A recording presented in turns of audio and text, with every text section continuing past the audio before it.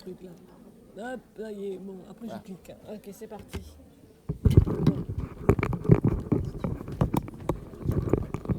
Alors, ouais, je clique. On y va. Je reste là, hein, du coup. Là. Bon, on va continuer pour vous éviter de sortir un peu plus tard comme tous les ans. Ah. Vous m'entendez là? Loïc, ça fonctionne pas votre truc. Faut vraiment te mettre comme ça, tu vois.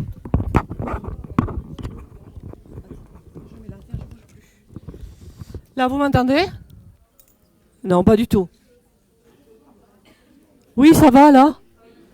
Je avale pas, on va arriver à la fin de la saison. Bon, voilà. Alors, je me présente, je suis Gisèle Compassi, infirmière en hémato depuis le début de ma carrière.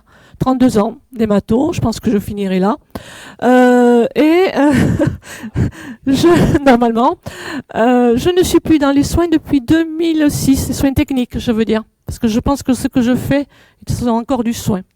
Voilà. Alors, dans mon parcours, j'ai un diplôme d'infirmière clinicienne.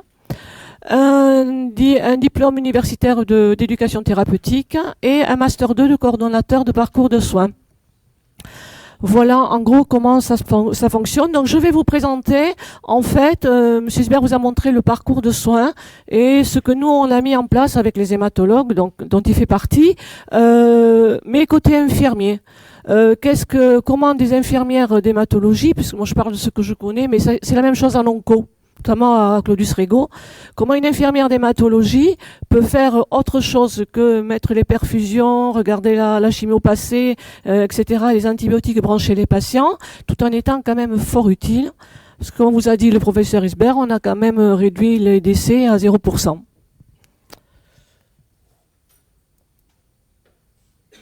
Ah, évidemment que c'est moi, ça fonctionne pas. Oh putain, pourquoi ça marche? Bon, ça, il vous en a parlé. Je n'en reparle pas. C'est le parcours de soins. Alors, je vais vous quand même parler de ça. Voilà. Parce qu'en fait, les infirmières dans le parcours de soins, c'est pas nous. C'est les Américains. C'est dans les années 80.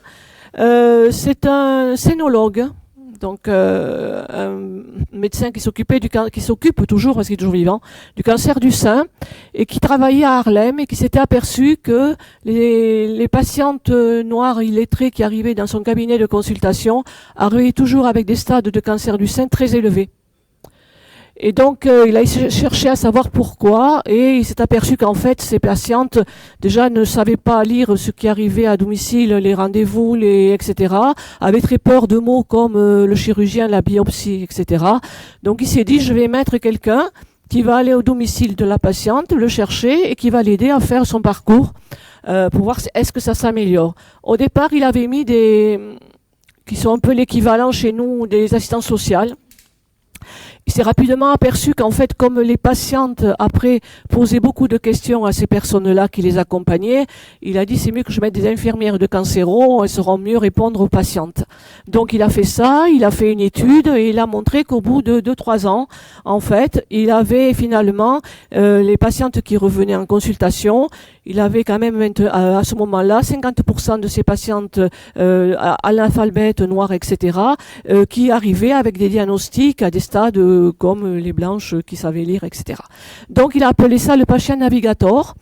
C'est un acharné de ça, puisqu'il s'est battu, il a fait des publications, et maintenant aux États-Unis depuis quelques années, puisque c'était avant le mandat d'Obama, donc j'ai perdu quelques... Voilà. Maintenant, dans les hôpitaux américains, quand ils veulent faire de la cancérologie, il faut qu'ils aient une équipe de nurse navigator, c'est-à-dire des infirmières qui vont aider dans le parcours de soins. Voilà, c'est pas encore en France. Nous maintenant on parle d'IPA, mais enfin, on va passer ça sous le manteau. Donc voilà, bon ça, c'est un peu mon diplôme mon master 2 de coordonnateur. En fait, maintenant ils parlent plus ou moins, alors ils veulent me donner l'équivalence d'IPA, qui n'est pas master, hein. C'est un diplôme d'état d'infirmière de pratique avancée. Voilà, équivalent master. Mais c'est pas un pur master comme le master que moi j'ai passé, qui était fait par l'université Paul Sabatier, etc. Voilà, donc ça permet d'avoir des compétences, mais c'est vrai que dans ce parcours de soins et ce positionnement des infirmières en hémato, en fait, c'est un positionnement différent. Hein, on n'est plus au lit du patient, on a le patient au bout du fil. Voilà. Et puis vous verrez que aussi il faut avoir déjà une expertise en hémato. Moi je prends pas. Alors maintenant il y a 3 infirmières. Moi je suis dans l'après-cancer depuis 2012. Parce que c'est un projet qui a été très considéré par les directeurs, je dis les, parce qu'au fil du temps, depuis 2006, on a eu plusieurs directeurs au CHU, puisque l'on fait partie du CHU, et donc ils nous ont donné des postes. Quand on a commencé à faire la première publication, notamment sur les décès toxiques, etc., on a commencé à avoir des postes. Donc actuellement, il y a une infirmière qui s'occupe des lymphomes, une infirmière qui s'occupe des leucémies aiguës, et une infirmière qui s'occupe des postes allogreffes. Et on est en train de monter un poste. La seule maladie hémato qui n'a pas encore d'infirmière, c'est le myélome, mais ça va venir. Voilà. Donc, il faut quand même une certaine expertise. Moi, je vois les infirmières qui travaillent avec moi, même si quand elles viennent dans le projet de suivi, elles ont quand même déjà travaillé dans le service, elles connaissent, elles savent ce que c'est. Leur stress, c'est comment je fais pour bien comprendre ce que me dit le patient au bout du fil. Hein, notamment dans la phase de traitement où là on gère vraiment la toxicité. Donc il faut savoir un peu reformuler le patient, savoir ce qu'il dit, comprendre exactement ce qu'il dit, etc. Donc c'est le grand stress de ces infirmières, notamment les 1 ou 2 premiers mois où elles ont toujours peur d'être passées à côté de quelque chose. Donc le parcours de soins, Monsieur Isbert vous l'a montré, et en fait nous, les infirmières, on va arriver, on est dans les trois phases. Dans la phase initiale, je fais les consultations paramédicales depuis 2006 pour les maladies lymphoïdes. Voilà. Donc je vous expliquer un peu ce qui se passe dans la consultation d'annonce. Dans la phase de traitement, c'est les infirmières d'appel, AMA pour assistance des malades ambulatoires. Elles font que ça, hein, que des appels sortants. Je vais vous expliquer. Et après, dans l'après-cancer, c'est un autre concept de coordination. Puisque vous verrez que dans l'après-cancer, le patient ne revient pas systématiquement à l'oncopole pour faire ses consultations. Donc ça, on l'a vu. Donc la consultation d'annonce, vous savez que la consultation d'annonce paramédicale, ça remonte, hein, c'est Kouchner. C'est Kouchner, il a fait 2 états généraux. En fait, il a fait 2 états généraux, il a regroupé des patients, il a réuni des patients qui avaient eu des cancers. Tout était fini pour eux, et il leur a posé des questions. Qu'est-ce qui vous a manqué au moment de l'annonce? Et les patients ont dit, nous, ce qui nous a manqué, c'est un soignant. Le médecin est un soignant, mais différent du médecin. Parce que souvent, au médecin, on n'ose pas lui dire « Attendez, là, je comprends rien ce que vous êtes en train de me dire. » Ou des fois, on a des angoisses, on dit « Oui, mais enfin, on va pas non plus... voilà. » On n'ose pas trop pleurer aussi. Hein. Moi, je vois beaucoup de patients. Et donc, voilà. Donc, un temps médical, ok, mais un temps paramédical. Donc, le médecin, lui, il fait l'annonce du diagnostic. Il leur dit quel est le traitement qui a été décidé en réunion de concertation pluridisciplinaire. Et le temps paramédical, c'est autre chose. Hein. C'est de voir avec le patient planifier son parcours de soins. Vous savez, avec le fameux PPS, hein, dont on nous gonfle la tête. Voilà, lui planifier son parcours de soins et surtout voir avec lui qu'est-ce qui va lui arriver pendant ce parcours de soins, notamment les effets secondaires. Donc, moi, en hémato, je fais la majorité de mes consultations, je les fais avec le médecin. J'assiste à la consultation médicale lorsque c'est possible, parce que c'est important pour moi. Je ne dis rien. Je dis bonjour, je m'assieds, je regarde, j'entends. Parce qu'après, je prends les patients. Alors, le patient et l'accompagnant, hein, souvent il y a l'accompagnant, dans mon bureau, et là je fais ma consultation. Ce qui m'évite déjà de demander au patient comment ça s'est passé avec le docteur. J'en gagne du temps, et puis je sais vraiment comment ça s'est passé avec le docteur. Hein. Vous savez, il y a tout le vocabulaire. Vous voyez bien que le patient, des fois, quand il commence à entendre cancer, vous le voyez, il descend au fond de sa chaise, etc. Ou l'émotion qui est retenue. Donc après, dans mon bureau, j'ai les Kleenex sur la table et tout. Voilà. Donc ça me permet vraiment de savoir ce qui a été dit et surtout après ce qu'a retenu le patient. Parce que moi, j'ai entendu ce qu'a dit le médecin, mais des fois, le patient, il me raconte des trucs. Ou alors j'ai pas entendu, ou alors c'était pas du tout ça. Comme me dit la professeure Isbert, en fait, il se rapproprie le dialogue, le discours du médecin, mais de façon moins violente, parce que lui, il entend de façon violente, hein, le patient. Voilà, donc vous savez, alors l'objectif général, évidemment, c'est pour les infirmières, c'est bien connaître le patient. Alors aussi, dans ma consultation infirmière, c'est pas que le côté infirmier. J'ai aussi l'INCA, l'Institut national du cancer, a fait des échelles qui nous permettent de voir si le patient, il faut l'orienter vers la science sociale, s'il faut l'orienter vers un psychologue. Et donc ça permet, alors avec son accord évidemment, ça permet aussi d'anticiper, parce que si on commence à mettre la science sociale sur le coup, ou la psychologue sur le coup, juste au moment de la première chimiothérapie, ça se trouve que ce jour-là, elle n'est pas là ou elle est avec quelqu'un d'autre. Au moins, j'anticipe les rendez-vous, même si le patient me dit, bon, je veux voir la psychologue, mais qu'elle me voit, la première cure, ça me suffit. Mais au moins, on devance. Entre la consultation d'annonce et le premier traitement pour les lymphomes, c'est à peu près 2 semaines. Le temps de mettre le porte-à-4, de vérifier s'il n'y a pas toujours des trucs à vérifier, et d'avoir une place surtout à l'hôpital de jour. Voilà, ça c'est la poursuite de la consultation d'annonce. Alors évidemment, comme je dis tout le temps, il va falloir que je me trimballe ce truc-là. Comme je dis toujours, il faut se méfier de la consultation d'annonce, enfin pas se méfier, mais il faut être méfiant dans ce que dit le patient. Il faut l'écouter surtout, parce que souvent, il y a des patients, notamment au départ, ils ne pourront pas réentendre le mot cancer. Pour eux, c'est pas possible. Donc il faut les suivre, il ne faut pas faire du rentre-dedans en disant, mais souvent quand j'étais dans les secteurs de soins, les patients étaient hospitalisés à ce moment-là, évidemment, et souvent aux transmissions, on dit, mais il n'a rien compris. Mais il a une chimio et tout, et puis il dit, j'ai pas de cancer. Voilà. Non, si, il a très bien compris, justement, mais c'est tellement fort pour lui qu'il n'ose même pas le mettre. Au fur et à mesure, après, ils y arrivent, les patients. Ils disent, oh là, oui, voilà, maintenant, j'ai un cancer, mais au début, je pouvais pas prononcer ce mot-là. Voilà.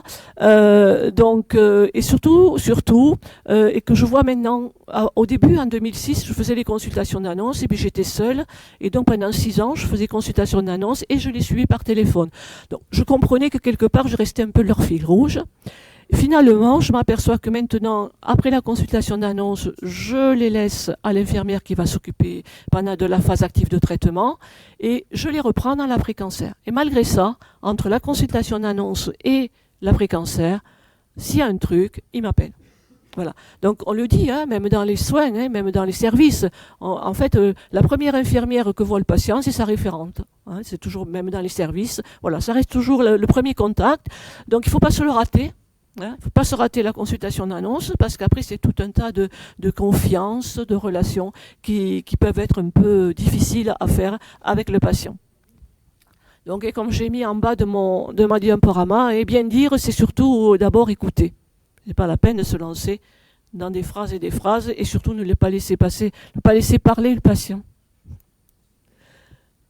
Voilà.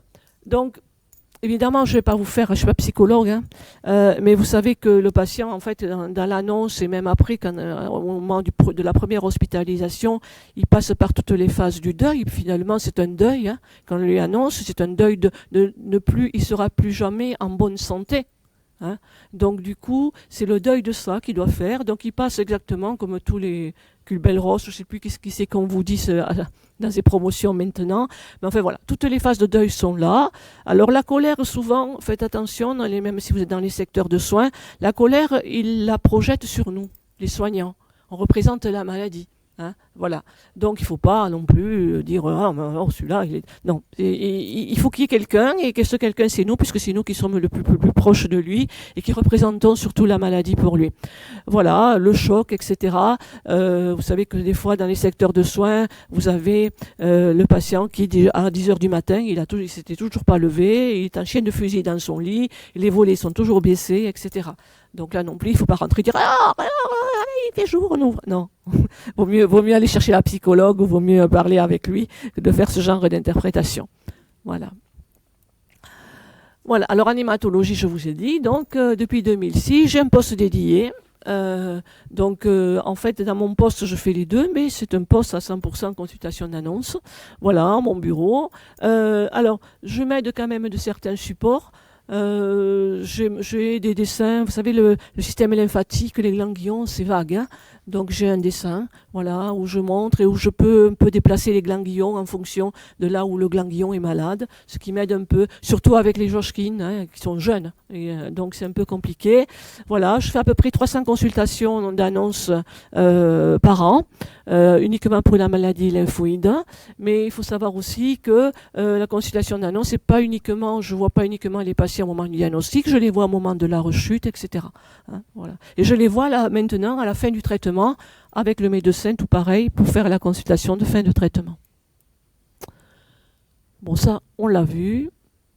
Alors évidemment, ce qu'on fait maintenant, donc depuis 2006, on demande s'ils veulent être inclus dans ce projet AMA, assistance des malades ambulatoires. Donc pourquoi on leur demande? Parce qu'il faut qu'ils signent. Hein. Ils signent un consentement. Alors déjà, ils signent un consentement parce qu'en fait, ce sont des projets. Alors maintenant, c'est des procédures, hein, parce qu'un projet depuis 2006, mais sur lequel on fait beaucoup de recherches. Donc évidemment, on collecte leurs données, et aussi ils signent un papier sur lequel il est écrit que l'infirmière rapportera au médecin que ce que le patient va lui dire au téléphone. C'est important, ça nous est jamais arrivé. 2006, 2019, ça fait 13 ans. Mais on ne sait jamais. Et souvent, les patients me disent, mais pourquoi je signe ça? Je dis, si vous avez 39, vous voulez pas vous embêter à prendre les antibiotiques, vous en avez marre, ça fait à chaque intercure, vous devez prendre les antibiotiques, et vous dites à votre infirmière d'appel, non, j'ai 37, et que ça tourne vinaigre pour vous, on ne sait pas trop comment ça se passait. Voilà, c'est jamais arrivé, mais bon, il vaut mieux. Voilà, et ça c'est une enquête qui a été faite par l'Institut national du cancer, pour voir un peu les consultations d'annonces. Finalement, moi j'étais étonnée, parce que je ne pensais pas qu'ils étaient aussi satisfaits que ça de nous. Mais oui, aussi bien de la consultation médicale, finalement, hein, et les mots employés par le médecin. Voilà, on a peut-être, nous, une approche un peu trop, je sais pas. Mais voilà, les patients, finalement, ils sont pas si étonnés des mots par le médecin. Et finalement, ils se disent que c'est pas trop mal, notre petit duo, dans la consultation d'annonce. Donc, je vais vous parler d'AMA, mon bébé.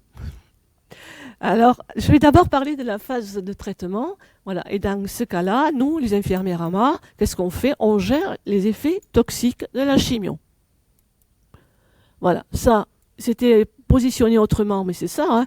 Nos objectifs dans ce projet, dans la phase de traitement, c'est l'efficacité du traitement. L'observance du traitement, beaucoup plus maintenant, hein, puisque l'infirmière qui s'occupe des leucémies, pas du tout, des lymphomes, elle fait aussi les leucémies lymphoïdes chroniques, et là, c'est des thérapies tout le temps. Bon, on les suit que pendant 1 an dans ce projet, mais enfin, pendant 1 an, le patient, il est là tout le temps. Et ensuite, donc, il prend des comprimés. Donc, il faut savoir s'il les prend, s'il les prend pas, etc.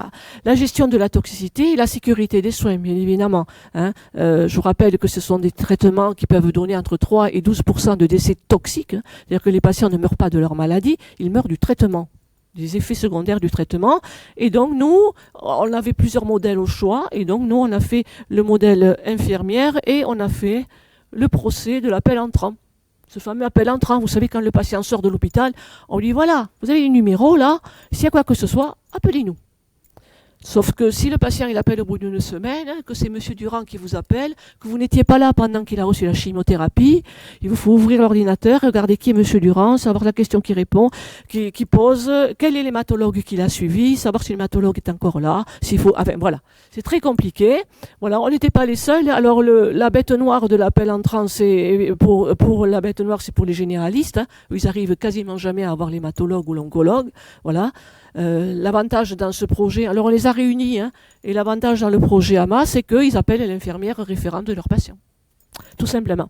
Voilà. Pour l'oncologue, c'est pareil, parce que vous savez que quand un patient appelle, qu'il a enfin le docteur au bout du fil, il appelé pour une question, mais on ne sait jamais. Allez, on va faire le tour du propriétaire. Donc, il appelait pour le résultat du TEP-scan. Il ne se souvient plus de la date de la consultation. Ah oui, mais quand j'ai venu à l'hôpital de jour, on m'a fait aussi une prise de sang. Vous avez le résultat? Et là, l'oncologue qui fait le tour du circuit sur l'ordinateur. Voilà, donc, et vous savez que pour nous non plus, les infirmières, c'est pas non plus le top, les appels entrants, puisque ça nous prend 30% de notre temps dans les secteurs de soins. Puisqu'évidemment, quand le téléphone sonne, on décroche, hein. Et bien tout ça, ça nous prend 30% de notre journée où on n'est pas auprès du malade, etc. Voilà. Là, donc, on a fait l'appel sortant et vous voyez que nous, on a commencé en 2006, mais d'autres équipes avaient commencé et publié avant et ils avaient dit que c'était quand même mieux, qui avait une meilleure observance des traitements, une diminution des hospitalisations secondaires, et c'est ce qu'on a prouvé dans la première recherche, une diminution évidemment du coût sanitaire, puisqu'il y a moins d'hospitalisation, et un meilleur support psychologique évidemment pour les patients. Donc voilà, ça on l'a fait. Alors ils ont quand même en même temps de l'éducation thérapeutique que je leur fais. Alors je fais de l'éducation thérapeutique individuelle pour les traitements IV et l'éducation thérapeutique en groupe pour le PEROS, puisqu'on s'est groupé en plus pour les thérapies orales avec Claudius Rigaud, et donc on fait les thérapies orales dans le cancer du sein, etc. Mais les patients sont mélangés, ce qui n'est pas plus mal. Ce qui est pas plus mal. On a des petits groupes là tous les mois, ils ont 4 modules à faire et c'est pas mal. Donc voilà, ça fonctionne comme ça, je vous l'ai dit, hein, consultation d'annonce médicale, paramédicale, on demande s'il va adhérer au projet AMA. Ensuite, alors, l'infirmière qui va s'occuper de lui, je la lui présente à la première chimiothérapie. Donc, c'est une infirmière experte en hématologie. Et comment elle va faire? Elle va pas faire comme ça, allô, monsieur Durand. Alors, voyons. Non, déjà, elle connaît la chimio qu'il a eue. Elle sait les effets secondaires que donne la chimio que le patient a eue. Mais en plus, pendant l'appel téléphonique, elle a déjà la biologie. Donc, elle a reçu la biologie sur son écran la veille de l'appel téléphonique. Alors, s'il y a besoin de transfusion, elle fait de suite, mais sinon, s'il n'y a rien, elle appelle le lendemain de la prise de sang. Et ensuite, donc, elle va graduer la réponse du patient. Voilà, parce qu'en fait, ce dossier d'appel, elle va après le présenter, le faire valider par le médecin. Donc, on a pris une graduation internationale qui va de 0 à 4, la gradation du NCI. Et donc, elle sait ce que c'est qu'une myosite grade 1, une diarrhée grade 2, etc. Et elle coche sur sa fiche. Elle a une fiche d'appel sur laquelle elle coche. Et en fonction de cette graduation, en plus, on a décrit une autonomie de l'infirmière par des transferts de compétences. C'est-à-dire que, alors le grade 0, c'est sûr, elle peut se débrouiller. Le grade 1, 2, elle peut se débrouiller toute seule. À partir du grade 3-4, là, il y a appel à l'hématologue et elle transfère de la cohorte à l'hématologue. Vous savez, c'est un peu le même principe que l'IPA. Hein. L'IPA, le médecin lui donne une cohorte de patients à surveiller. Elle peut faire certains trucs et à partir de là, elle redonne le patient au médecin. Voilà. Alors, qu'est-ce qu'elle fait, l'infirmière? Elle dit, elle commence les traitements, le PO, par exemple, c'est elle qui faxe l'ordonnance à la pharmacie et à l'infirmière qui va faire la piqûre. Elle est autonome pour tout ce qui est constipation, diarrhée, etc. Voilà. Elle a une certaine autonomie. Évidemment, refaire une biologie si la biologie qu'elle a la veille n'est pas très bonne, etc. Elle a quand même un champ un peu de liberté qui est pas très mauvais.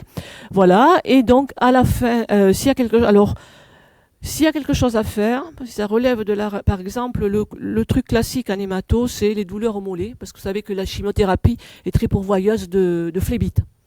Donc dans ce cas-là, elle cherche le centre de radiologie le plus proche, parce qu'on draine toute la région Midi-Pyrénées, hein.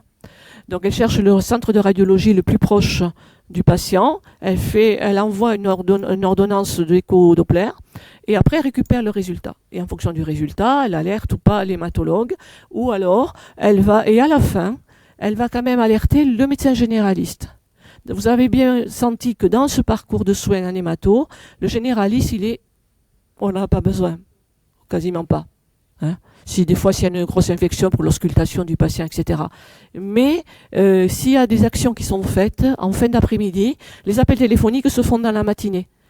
Dans la matinée. Elles commencent à 9h et finissent vers 14h. Et après, elle gère tout ça.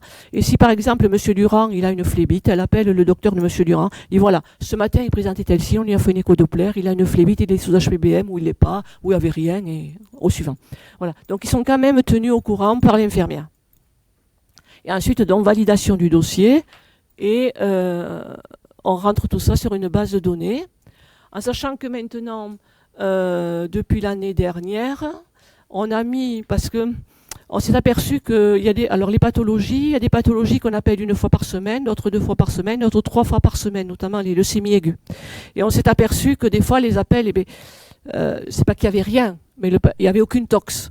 Un appel téléphonique, c'est pas rien, comme vous a dit le professeur Isbert. C'est vrai que des fois, les patients, on est le seul appel téléphonique chez le personne âgée, seul, etc. Donc c'est rien. Mais pour nous, Dans la phase de traitement, il n'y a rien. Et donc, du coup, pour essayer de mieux appeler les patients uniquement lorsqu'ils ont un signe ou quelque chose qui ne va pas, on a mis en place une application.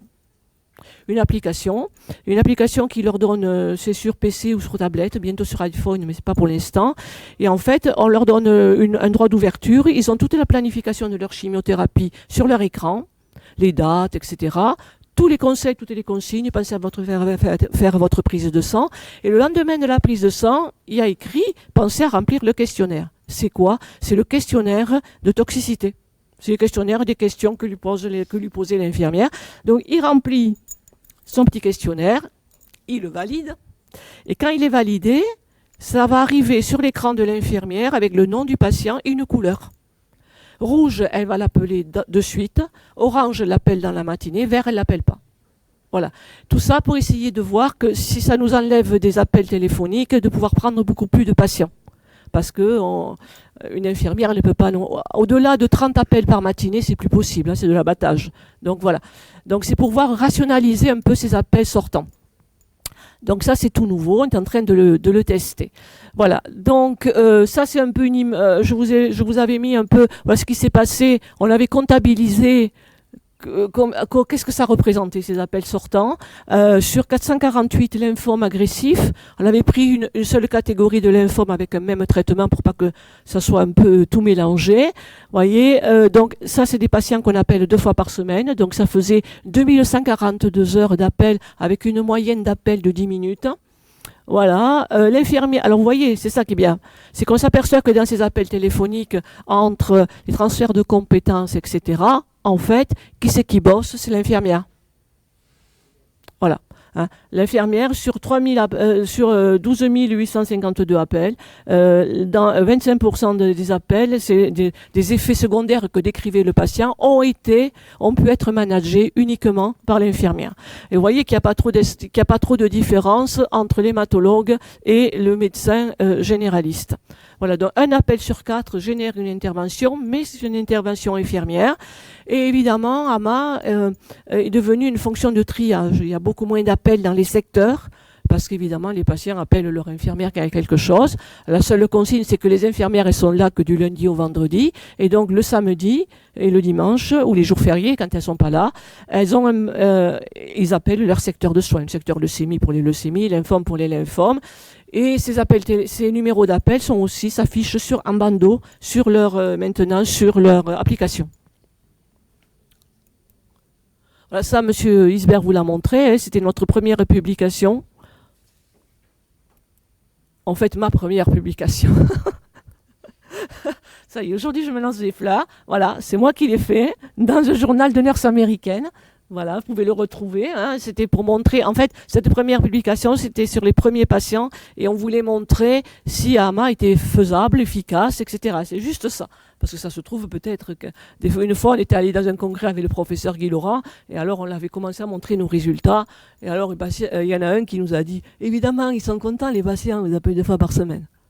Alors, c'est pas comme ça qu'on aurait eu de l'argent pour avoir des postes, hein, je vous le dis. Donc, il a fallu, et il y a un aussi, on a eu des postes aussi parce qu'il y en a un directeur qui a fait une étude de médico-éco. Et en fait, il a surtout centré sur le fait que des non-retours à l'hôpital entre les intercures et du fait que nos patients ne passent plus par les urgences. Et il y a plusieurs hôpitaux qui ont mis en place AMA, et notamment à Rennes et à Lyon, ils ont refait. Quand ils l'ont mis en place, ils ont refait la même étude, ils ont prouvé la même chose. Diminution des hospitalisations, pas de passage aux urgences, etc. Donc c'était pas toulousain. Ça peut s'exporter ailleurs. Voilà. Donc après l'après-cancer. Alors l'après-cancer, c'est plus nouveau, c'est 2012. On s'est dit, voyons, c'est vrai que M. Isbert vous a dit que les Américains se penchent sur l'après-cancer depuis fort longtemps. En 2012, en France, il n'y avait pas grand-chose, si ce n'est rien. Et donc, avec le professeur Laurent, on s'est dit, si on faisait un peu de l'AMA, mais après cancer, on va voir comment on fait.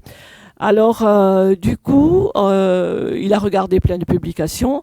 Il a dit, ce qui serait bien, c'est que on mette une infirmière, toi en particulier, et que finalement, tu gères tout ça. Le patient, il revient pas à l'hôpital, et on va gérer l'après-cancer pendant 5 ans avec le généraliste, moi et l'hématologue. Voilà. Et en fait, ça se passe de la façon suivante. En fin de traitement, quand le patient est en réponse complète, on lui demande s'il veut rentrer, on lui présente le projet, on lui demande s'il veut rentrer. Alors, comme c'est un projet de recherche, on recherche beaucoup de choses. Donc, nos patients, la seule contrainte pour eux, c'est qu'ils ont des questionnaires à remplir. Pendant les 5 ans, à des rythmes réguliers, ils ont l'anxiété, la dépression, le syndrome de stress post-traumatique, la qualité de vie. Et depuis 2 ans, et on a rajouté la peur de la rechute, le stress perçu, l'isolement social. Donc ils ont pas mal de questionnaires, ça ne les dérange pas. Ils signent, ils le font. Voilà. Donc, à la fin du traitement, je les vois avec le professeur Laurent. On leur explique, s'ils sont d'accord, je leur donne un PPAC, un plan de personnalisé d'après-cancer, où ils ont à quelle date ils vont faire leur contrôle. Et ensuite, donc, ça se passe de la façon suivante. Quand arrive le mois de contrôle, ils vont faire une biologie dans leur labo. Ils récupèrent leur biologie. Et avec la biologie, ils vont consulter leur médecin. Mais le médecin, il va pas les consulter comme ça. Il va les consulter sur une liste d'événements qui a été faite par les hématologues. Cette liste d'événements, il la remplit, il coche, il met des commentaires et il me la renvoie. Et moi, le même mois, je vais appeler le patient. Moi, je fais tout ce qui est retour au travail, anxiété, dépression, puisque j'ai reçu leur questionnaire, s'ils veulent être pris en charge par un psychologue, un psychiatre, etc. Et quand j'ai ces éléments-là, la biologie, le compte rendu médical et le compte rendu téléphonique du patient et moi, à ce moment-là, on se réunit avec le professeur Laurent, on fait une lettre de synthèse. Et cette lettre de synthèse, on la renvoie au généraliste, même s'il n'y a rien. Et s'il y a quelque chose, c'est à ce moment-là que le professeur Laurent intervient par mon intermédiaire, on fait la biologie, la radiologie, etc. Et après, on revoit les patients. Donc, il y a des patients qui ont passé 5 ans et qui ne sont jamais revenus à l'hôpital. Alors, ils reviennent la dernière fois pour nous voir. Voilà. Mais ils ne sont jamais revenus, il ne s'est rien passé. Tout simplement. Donc, voilà. Ça, on l'a vu. Donc là, on est resté, vous voyez, on avait fait un peu comme pour les appels en sortant. On s'était dit, voyons, les Américains, pourquoi ils disent que c'est mieux de faire un suivi partagé? Et en fait, ils ont dit, voilà, à cause de ça. En fait, déjà, en oncologie, les oncologues, ils font ce qu'ils veulent. C'est-à-dire, normalement, il y a écrit, il faut suivre votre patient pendant 5 ans. Et notamment dans le cancer du sein, il y a des scénologues qui suivent leurs patientes jusqu'au prochain cancer, je ne sais pas. Très longtemps, très longtemps. Ensuite, ce qui était une recherche a montré aussi, ils ont posé aux patients la question suivante.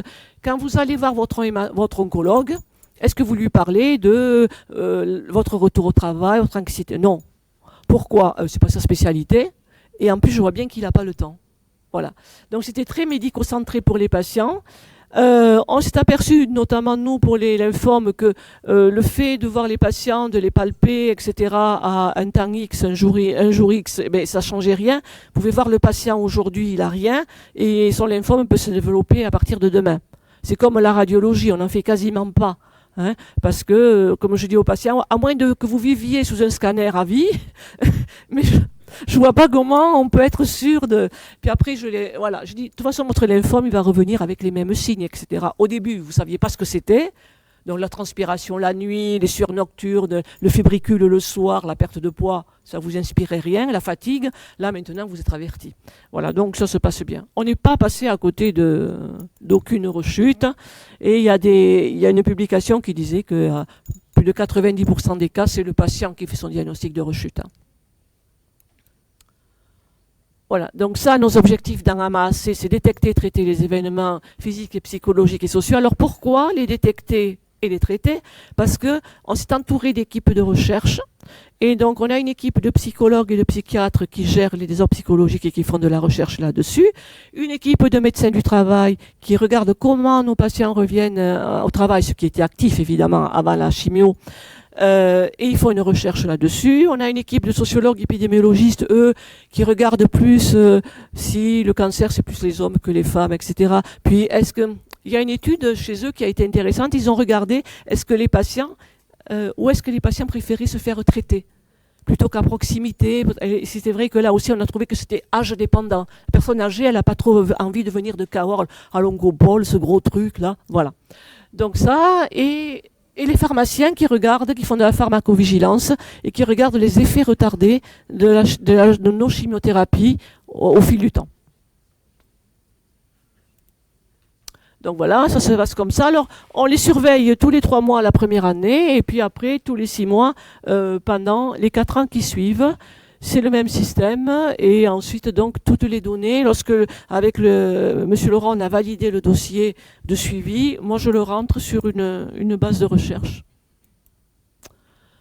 Voilà. Ça, c'est quoi? Ça, c'est un peu, je vous ai mis, alors moi, peut-être pas, mais ça, c'est, voilà, tout ce que remplit le généraliste. On a pris à peu près tous les organes, à voir un peu tout ce qui peut se passer, parce qu'on regarde, est-ce qu'il y a la rechute, mais aussi est-ce qu'il y a des comorbidités qui se mettent en place. Voilà. Et ça, c'est après, moi, ma dimension un peu plus sociale, quand je les appelle pour savoir où ils en sont à ce niveau-là. Et ça, c'est mon deuxième article. Hein. Alors ça, on l'a publié avec l'équipe Captor dans BMC Cancer. Voilà. Et pareil, on a voulu publier, après, on avait les 100 premiers patients, pour savoir qu'est-ce qu'on trouvait. Est-ce qu'on ne trouvait rien? Est-ce qu'il n'y avait rien? Comme souvent on entendait dire, mais il ne se passe rien pour vos patients. Ils sont en réponse complète, il ne se passe rien. Qu'est-ce que vous êtes allé faire? De faire un projet après cancer. Eh bien non, il se passe plein de choses. Voilà, ça c'est le boulot du généraliste. Voilà tout ce qu'ils nous ont ramené, nos généralistes. Et vous voyez que ce n'est pas sans rien. Notamment la première année de l'arrêt du traitement, on a beaucoup de surinfections. Hein, il y a le système immunitaire qui est un peu éprouvé par la chimiothérapie. Vous verrez que souvent nos patients ils ont des gamma-globulines très basses, hein, donc du coup ils se surinfectent notamment de la sphère ORL, des poumons. Voilà. On a beaucoup aussi d'infections. On a au niveau des troubles évidemment, tout ce qui est sexualité, aussi bien les hommes que les femmes. Ça c'est important. Un truc important chez les femmes, c'est la sécheresse vaginale après la chimio. C'est hyper difficile pour les femmes. Alors pour en parler, c'est compliqué. Donc du coup, les rapports sexuels sont douloureux, etc. Chez la jeune femme, souvent, elles le mettent un peu... Donc il faut aller chercher l'info, c'est pas facile. Voilà. Donc il y a plein de choses qui se passent. On a quand même aussi des troubles cardiaques. Hein. On a à peu près entre 7 et 12% de troubles du rythme cardiaque. Et pas de suite. Hein. Par contre, ça c'est des événements de proximité, je vais dire, de première année. Mais après, quand vous passez dans la deuxième, troisième année, c'est plutôt là qu'on sent que le cœur, il a subi les anthracyclines. Voilà. Alors qu'au départ, il n'y avait rien. Donc il faut faire attention. On a eu, dans la cohorte d'après-cancer, on a eu 3 décompensations cardiaques très très importantes, hein, dont une qui a failli rester dans la cuisine. Voilà. Donc voilà les événements qu'on a trouvés. Ça, c'est... Les nouveaux diagnostics, voilà. Les cancers, évidemment, il y a des seconds cancers, et ça c'est normal. Voilà, on a tout ça. Ça, c'est le psychologique, hein, si je ne me trompe pas. Ouais. Alors, vous voyez quand même que, quel que soit le trouble psychologique, l'anxiété, la dépression, le syndrome de stress, il y a quand même au moins... Il y a 42% des patients qui ont au moins un de ces événements psychologiques dans la première année de l'arrêt du traitement. Voilà, donc comme vous a dit le professeur Isberg, ils sont pris en charge, notamment le syndrome de stress post-traumatique. Hein. Il y a la consultation d'annonce qui revient, la pose du PAC, ça se fait sous anesthésie locale, la pose du PAC. Avec le chirurgien qui peut-être ne pense plus que le patient entend. Alors j'ai des retours, moi, dans le genre, ouais, putain, la veine, je la trouve pas, va chercher le chef. Et là, vous avez le drap sur la tête et vous entendez tout ça, c'est un peu compliqué. Voilà, ou des mots pendant que la chimio passe, des mots qui nous soignants nous paraissent anodins et qui soudain, voilà, interpellent un peu le patient. Ou le voisin de chimiothérapie qui vous a raconté que peut-être tout ça. Bon, voilà, tout ça revient. Donc il fait de la thérapie comportementale, il leur donne pas de médicaments. Ils ont une moyenne à peu près de 6 séances de thérapie. En sachant qu'il y a 4 patients qui ont été suivis 1 an et demi quand même. Hein. Là, c'était du lourd. Voilà. Voilà ce qui se passe. Donc, vous voyez que il y a au niveau de le syndrome de stress post-traumatique, l'anxiété et la dépression. On a à peu près 14% de dépression et 24% d'anxiété au premier contrôle, c'est-à-dire 3 mois après l'arrêt du traitement. Et après, ça fluctue. Et ensuite, le syndrome de stress post-traumatique, c'est à peu près aussi 14% au premier contrôle. Alors évidemment, ça met un peu de temps à décrocher, parce qu'il faut du temps pour le traiter. Ça, vous en avez vu. Et après, la qualité de vie. Donc, ils remplissent l'échelle SF36, ils la remplissent une fois par an, tous les ans, pendant 5 ans. Et donc, on a regardé un peu ce qui se passait.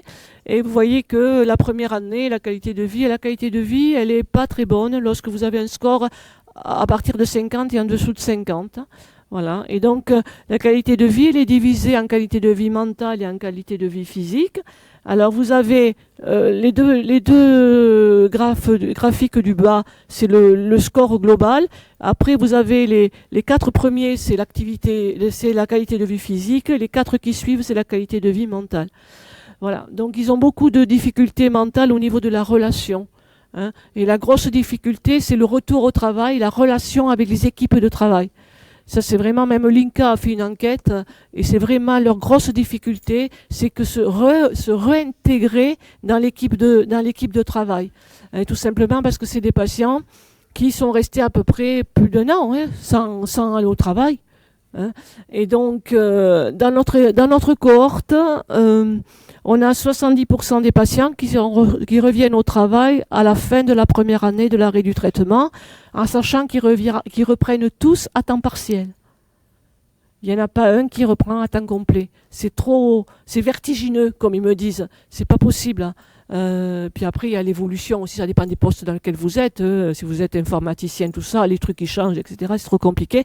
Ils ont beaucoup de difficultés parce qu'en fait, leurs équipes de travail, c'est toujours pareil. La grosse partie de mes patients, ils me disent, je suis arrivé le premier jour, presque, on m'aurait dit, regarde, on va travailler à ta place. Ah, le truc, là, ça va. Au bout de 3 jours, déjà, bon. Et au bout de 4-5 jours, vers la fin de la semaine, il y a toujours un ou une qui dit au patient qui revient au travail, tu sais, finalement, quand tu n'étais pas là, on a bossé à ta place. Voilà, ça c'est l'esprit d'équipe, ça s'appelle, je crois, comme ça. Hein, voilà. Donc ils ont beaucoup de mal, ou alors le cancer fait peur. Hein, le cancer fait peur. Donc du coup, ils reviennent au travail, ils ont changé de poste sans le demander, ils sont mis dans un poste où jamais ils auraient voulu aller, et ils finissent par partir. Hein. Donc c'est vrai que c'est pas évident. Nous on a eu un médecin du travail qui dit que le patient se sentait de reprendre. Hein, et qui a dit ah non, oh là là, je vais pas te dire de reprendre le travail, tu vas rechuter. Bon. Le professeur Laurent s'est occupé d'appeler le médecin du travail pour lui expliquer où est-ce que donc il avait lu que la rechute du cancer était due à la reprise du travail. Voilà. Mais il y a plein de conflits comme ça. Hein. Ça fait peur. Vous avez toujours peur, hein, le cancer. Alors qu'on rentre dans une maladie chronique, pour nous, les soignants, on voit bien, et les patients aussi qui le vivent, on voit bien qu'ils ne rechutent pas, etc. En dehors de ça, quand vous n'y êtes pas passé, comme on dit vulgairement et comme disent les patients, ça fait peur. Ça fait peur. C'est vraiment très, très, très, très désagréable à vivre. Voilà. Qu'est-ce que c'était là ? Ah oui, là on avait essayé de voir un peu avec l'équipe avec qui j'avais recherché, c'était de voir quels étaient les facteurs sociaux qui faisaient que, parce que vous avez vu, je vais peut-être aller trop vite, mais il y avait le graphique des résultats de la qualité de vie, et à côté il y avait un petit graphique qui montrait que au bout d'1 an, il restait toujours 20% des patients, les mêmes, hein, puisque c'est la même cohorte qu'on a pris, il y avait 20% des patients qui ont une très mauvaise qualité de vie. Et donc on a essayé de voir pourquoi. Et en fait, on s'est aperçu que quand même, il y avait certains facteurs qui pouvaient prédestiner à ça, c'est-à-dire la mauvaise qualité de vie au début, mais surtout des problèmes secondaires, notamment les neuropathies, notamment les problèmes cardiaques. Et voilà, il y a des événements comme ça qui font que ils ont moins de chances d'avoir une meilleure qualité de vie quand ils arrivent au bout d'1 an. Et figurez-vous qu'au bout de 2 ans, il y a encore ces 20%. Alors là, on est allé plus loin parce qu'il y avait beaucoup plus de patients. Et en fait, on s'est aperçu que dans ces 20%, une majorité, c'était des patients désocialisés. Et c'était souvent des jeunes patients, Lochkin, au fil du temps. Donc c'était des patients souvent en surpoids ou obèses, désocialisés, qui n'avaient pas, dès le départ de leur traitement, qui n'avaient pas de facteurs, enfin d'éducation, pas de diplôme, ou très peu, qui à la fin de leur traitement ne sont pas revenus dans leurs études, voilà, qui ont décroché, comme ils disent, et donc évidemment ils ont une qualité de vie qui est. Alors la recherche c'est ça, hein, la recherche c'est pas c'est pas juste regarder, c'est isoler dans une cohorte un certain nombre de patients qui posent problème. Et justement, nous, quand on voit après ce profil de patients arriver au début du traitement, se dire méfions-nous, soyons prudents, c'est peut-être cela dessus qu'il faudra jeter un œil plutôt que sur tout le monde. Voilà. Ah, non, ça rentrait pas en jeu. Voilà, ça c'est le retour au travail de l'INCA. Vous voyez, eux, ils disaient que... alors là, c'était tout cancer confondu. Et souvent, quand il y a tout cancer confondu, il n'y a pas l'hémato. Voilà, alors je ne sais pas trop si on y était ou pas, mais là, dans la publication de l'INCA, c'est 2011, il y avait quand même toujours, à 2 ans de l'arrêt du traitement, il y avait 25% des patients qui n'étaient pas revenus au travail. Et vous voyez ce que je vous disais, hein, la grosse difficulté perçue, c'est les conditions fonctionnelles. Hein, c'est vraiment, quand ils reviennent au travail, c'est les collègues, c'est tout ce qu'il y a autour de leur poste de travail. Ça, on l'a vu, ça aussi, et je crois que, voilà. Alors, en conclusion, voilà, donc ce fameux projet AMA qui est devenu une procédure, hein, voilà, alors elle intervient donc au niveau de l'annonce, au niveau de la phase de traitement, donc comme vous l'avez vu, c'est une nouvelle modalité de suivi de cette phase thérapeutique dans le parcours de soins, qui est placée essentiellement sur un appel sortant d'une infirmière. Donc c'est une infirmière qui gère la toxicité générée par la chimiothérapie qu'a reçue le patient. Et ensuite dans l'après-cancer, en fait c'est une infirmière qui va gérer pendant 5 ans tout ce qui peut arriver au patient par rapport... Alors, conséquence ou pas de son cancer, mais elle va quand même gérer cette cohorte, quoi qu'il arrive. S'il y a un patient qui fait un problème cardiaque, je prends rendez-vous chez le cardio, je l'envoie chez le cardio, etc. Voilà. Donc, je crois que nous, infirmières, dans ce projet, on s'y retrouve. Hein. C'est ce qu'on appelle maintenant l'IPA, puisque AMA est devenu un terrain de stage pour les IPA. Voilà, voilà. Mais voilà. Alors, ce qui a un peu, juste un mot, je voudrais vous dire pour les IPA, juste un truc. Faites attention parce qu'il y a eu un engouement. Alors maintenant, ça commence c'est un peu nous. De toute façon, en soins infirmiers, c'est toujours comme ça. Il y a un nouveau truc, c'est le soufflet, et puis on le sort vite du four, et puis ça, voilà. L'année dernière, c'était le rush des IPA. Là, un peu moins, je pense que ça va, voilà. C'est surtout que ce que beaucoup ne voient pas dans ce positionnement d'IPA, c'est certes, il y a l'autonomie, mais il y a la responsabilité. Hein. Parce que n'imaginez pas qu'un médecin va vous donner une cohorte de patients à suivre, parce que c'est ça, hein, l'IPA. Le patient, il n'est pas là. Hein. Ça, c'est du fantasme. Au contraire, c'est pour gérer des cohortes. Il va vous donner une cohorte de patients et que vous allez avoir le droit, à chaque fois que le patient éternue, d'aller dire au docteur, le patient éternue. Hein. Voilà. C'est comme ça. C'est le but même de ça. Donc, faites attention. C'est pas juste, ouais, chouette, je vais gérer. Non, non. On n'est pas des petits docteurs. Hein, on ne le sera jamais. Enfin, moi, du moins, non. Et surtout, il ne faut pas se prendre pour ça. Voilà. J'ai vu passer des trucs là dans les IPA pour faire des cours aussi aux IPA. Aïe, aïe. Bon, voilà. Voilà, c'était mon petit mot de fin. Vous avez des questions?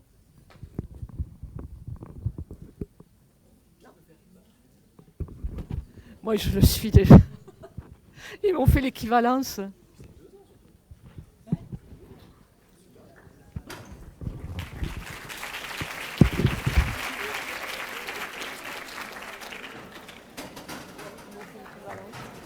Il faut que je fasse un truc, mais... Et tu as fait l'équivalence, toi? Il y a juste un truc que je dois régler avec la... VAE, c'est le standard, ça? Les valeurs, tu valides par... Après, ouais, tu vas faire, oui. Pardon. Je voulais vous poser une question. Est-ce que vous prenez des étudiants en stage? Oui. Oui. Et infirmiers? Oui, alors, je les prends quand vous venez en stage en hémato à l'hôpital de Jeau. D'accord. Comme le bureau de l'AMA, le bureau du projet sont à l'hôpital de Jeau, vous venez passer presque 3 semaines avec Et nous. c'est ce que je me disais. Il y en a plein maintenant, de plus en plus. D'accord. De plus en plus qui viennent et qui passent une semaine et qui voient un peu comment ça se passe. Parce que c'est plus concret. Vers la fin de la semaine, vous arrivez à trouver un Parce que l'on imagine, mais bon, oui, pas vraiment non plus. Donc. Oui, vous voyez, parce que c'est du boulot. Hein. Oui, j'imagine. Non, mais c'est de l'investissement. C'est ça. Donc, la façon des soins, il faut être clair. Et puis, je pense que les infirmières que j'ai, elles s'éclatent. C'est une responsabilité aussi. Hein. Il faut voir ça quand on est étudiant. Donc, à mon avis, en école d'infirmière, dès qu'on met le doigt dans les soins, tout le monde fait tout pour se rester dans les soins. C'est pas ça. Oui, c'est comme aller au bloc et tout ça. Fait, il y a pas qu'en étudiant. Après, qui refusent de mettre à main dans le service. Qui disent moi, les infirmières, c'est pour les piquer, poser les signaux, pas passer les coups de fil. bien sûr. De toute façon, maintenant, je crois que ça va être l'avenir. Et puis on a appris qu'on peut le faire. Je tendais l'autre jour, elle va le mettre, mais elle dit là, parce que l'IPA, c'est des spécialités. Vous me direz pour aller très bien alors. Fabien, il fait un cours sur pharmacologie de quoi lui Tous les traitements chimio, etc. Je pense que dans la 2.11. Après, je ne connais pas parce que moi je ne suis pas référente de cette UE.